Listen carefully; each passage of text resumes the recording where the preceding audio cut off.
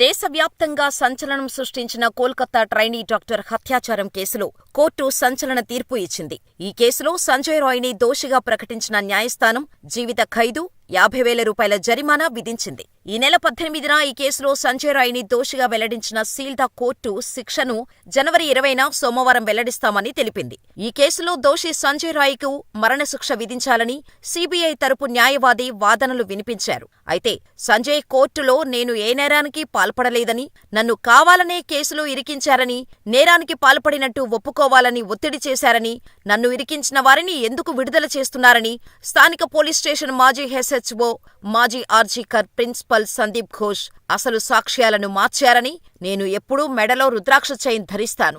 నేను నేరం చేస్తే జరిగిన ప్రదేశంలో నా గొలుసు తెగిపోయేది. నేను ఈ నేరం చేయలేదు. నన్ను ఇరికించారు, నన్ను ఇరికిస్తున్న వారిని ఎందుకు విడుదల చేస్తున్నారు అని దోషి సంజయ్ రాయ్ వాదించాడు.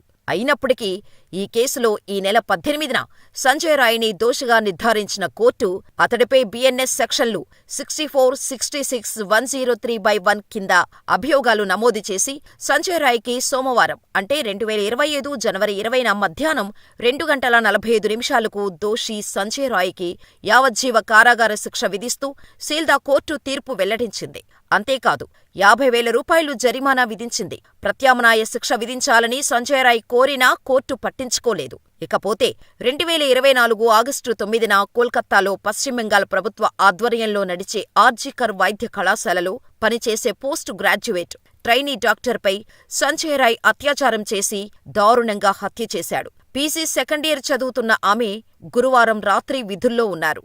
శుక్రవారం ఉదయం ఆస్పత్రిలోని 3వ అంతస్తులో ఉన్న సెమినార్ హాల్లో అర్ధనగ్న స్థితిలో శవమై కనిపించింది. ఆ తర్వాత ఆమెపై లైంగిక దాడి జరిగినట్టు ప్రాథమిక శవ పరీక్షలో నిర్ధారణ అయింది. మర్మాంగాలు, నోరు, కళ్ల నుంచి రక్తస్రావం జరిగినట్టు తేలింది. శుక్రవారం తెల్లవారుజామున 3 గంటల నుంచి ఉదయం 6 గంటల మధ్య ఆమె హత్యకు గురై ఉండొచ్చని అప్పట్లో పోలీసులు ఓ అంచనాకు వచ్చారు. ఈ కేసులో సివిల్ వాలంటీర్ సంజయ్ రాయ్ని నిందితుడిగా గుర్తించారు. దీంతో సంజయ్ రాయ్ని మరుసటి రోజు అంటే ఆగస్టు 10న అరెస్ట్ చేశారు. అప్పట్లో ఈ ఘటనకు వ్యతిరేకంగా కోల్కతాలోనే కాకుండా దేశవ్యాప్తంగా నిరసనలు చెలరేగాయి. వైద్యులు, వైద్య విద్యార్థులు, ఇండియన్ మెడికల్ అసోసియేషన్ బాధితురాలు కుటుంబానికి న్యాయం చేయాలని డిమాండ్ చేస్తూ ఆందోళనలను తీవ్రతరం చేశారు. ఇలా ఈ ఘటన జరిగిన 2 రోజుల తర్వాత పశ్చిమ బెంగాల్ ప్రభుత్వం ఆస్పత్రి సూపరింటెండెంట్ను బదిలీ చేసింది. అయితే ఈ చర్య దేశవ్యాప్తంగా చెలరేగిన నిరసనలను అణిచివేయటానికి సరిపోలేదు.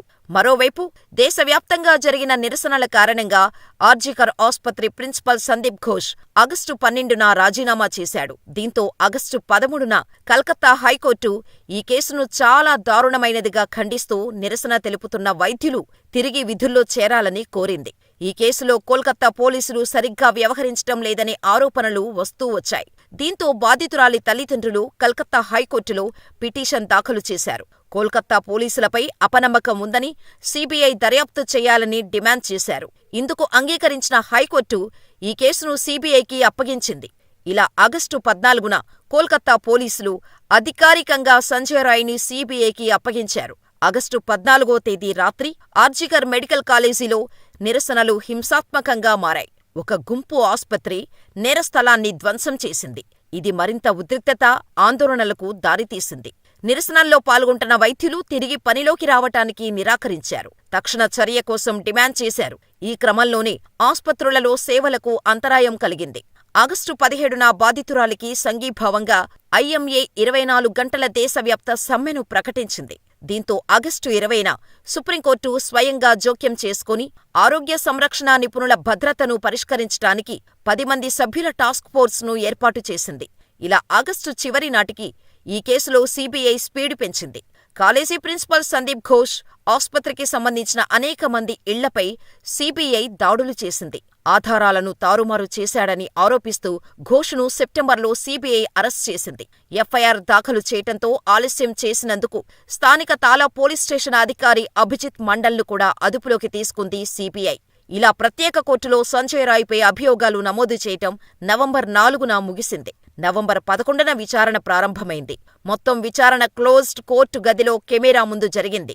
విచారణ సమయంలో బాధితురాలి తల్లిదండ్రులు, సీబీఐ, కోల్కతా పోలీసుల దర్యాప్తు అధికారులు, ఫోరెన్సిక్ నిపుణులు, బాధితురాలి సహచరులు సహా పలువురు సాక్షులు వాంగ్మూలాలను నమోదు చేశారు.